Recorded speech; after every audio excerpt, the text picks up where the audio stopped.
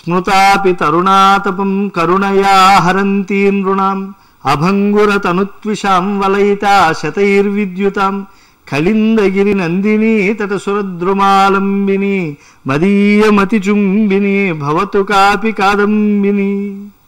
శ్రీకృష్ణ పరమాత్మ వైభవాన్ని వినడం, కీర్తించడం, ఆత్మలో దర్శించడం దుర్లభమైన మానుష శరీరాన్ని పొందినందుకు పరమావధి.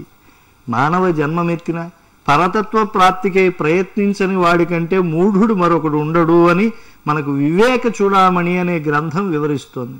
ఇతః కోన్వస్తి మూఢాత్మ యస్తు స్వార్థే ప్రమాద్యతి దుర్లభం మానుషం దేహం ప్రాప్య తత్రాపి పౌరుషం. ఎందుకంటే సృష్టికర్త చెట్లు, పాములు, పశువులు, పక్షులు, దోమలు, చేపలు మొదలైన స్థావర జంగమాలను ఆత్మశక్తితో సృష్టించాడు. అయినా ఆయన ఆవేదన పూర్తిగా తీరలేదు. అప్పుడు ఎంతో పరితాపంతో తన సృష్టికి ధన్యతను తేవాలి అని ఆలోచించాడు. చివరకు బ్రహ్మ అవలోకన బుద్ధి కలిగినటువంటి మానవుణ్ణి సృజించి సంతోషించాడు.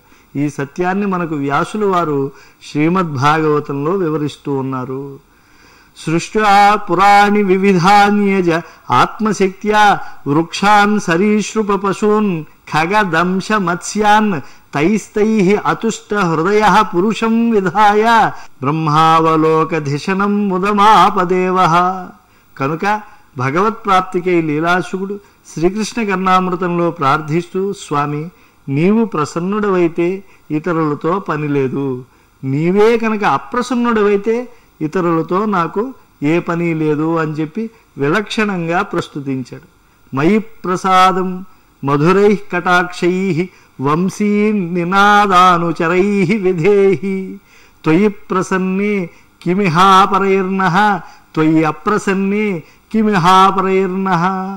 వంశీ నినాదానుచరై కటాక్షై పిల్లనగ్రోవి యొక్క ధ్వనులకు వెన్నంటి వస్తూ ఉన్న తీయనైన ఆకేకర ప్రసారితములైన చూపులతో అంటే క్రేగంటు చూపులతో మయి ప్రసాదం విధేహి త్వయి ప్రసన్నే ఇహ నాహ అపరై కిం ప్రయోజనం. నా యందు ప్రసన్న భావాన్ని అలవరించు, నీవు ప్రసన్నుడవైతే ఇక్కడ మాకు వేరొకరితో ఏమీ అవసరం ఉండదు. ఇక త్వయి అప్రసన్నే అపరై నః కిం. కృష్ణ నీవు కనుక అప్రసన్నుడవైతే ఇతరులతో మాకు ఇంకేం ప్రయోజనం. ఇక్కడ పరుడు కాని వారితో అంటే పరమాత్మ కానటువంటి వారితో నాకు ఏ ప్రయోజనం సిద్ధించదు. అంటే పరుడైనటువంటి సాక్షాత్తు ఆ శ్రీకృష్ణ పరమాత్మ ద్వారానే నాకు సమస్తం సిద్ధిస్తాయి అనేటువంటి ఆత్మవిశ్వాసంతో, పరమాత్మ విశ్వాసంతో లీలాశుకులు పలుకుతూ ఉన్నారు. ఎందుకంటే గ్రహాదులు, బ్రహ్మరుద్రాదులు, ఇంద్రాది దిక్పాలకులు స్థానభ్రంశం పొందుతారు. కానీ వాసుదేవుడు శాశ్వతుడు, సనాతనుడు. అందుకే శ్రీ విష్ణు సహస్రనామ భాష్యంలో అచ్యుతః అని కీర్తించబడ్డాడు. చ్యవనోత్పత్తియుక్తేషు బ్రహ్మేంద్ర వరుణాదిషు యస్మాచ్యవసే స్థానాత్ తస్మాత్ సంకీర్త్యసే అచ్యుతః.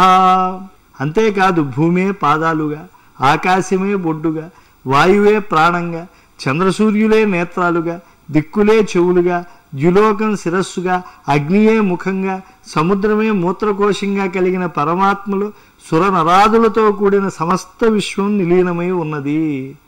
భూపాదౌ యస్య నాభి వేదసురనిలః చంద్రసూర్యౌ చ నేత్రే కర్ణావాసా శిరోద్యౌ ముఖమపి దహనో యస్య వాస్తేయమబ్ధి అంతస్థం యస్య విశ్వం సురనర ఖగగో భోగి గంధర్వ దైత్యైః చిత్రం రం రమ్యతే తం త్రిభువన వపుషం విష్ణుమీశం నమామి. ఇలా విశ్వకాయుడు వాసుదేవుడు. ఇందువల్ల స్వామి యొక్క అనుగ్రహం ఉంటే అన్యశక్తులతో అవసరం ఉండదు. ఒకవేళ ఆ కృష్ణమూర్తి యొక్క అనుగ్రహమే లేకపోతే ఇతర దేవతాశక్తుల అనుకూలత వల్ల ఏ ప్రయోజనము ఉండదు అని స్పష్టంగా లీలాశుకులు కృష్ణకర్ణామృతంలో ప్రతిపాదనం చేసేశారు. ఈ పవిత్ర మార్గశీర్షంలో ఆ కృష్ణదేవుని అనుగ్రహాన్ని మనం చక్కగా పొందుదాం, తరిద్దాం. మయి ప్రసాదం మధురై కటాక్షై వంశీ నినాదానుచరై విధేయి త్వయి అప్రసన్నే కిమహాపరైర్నః.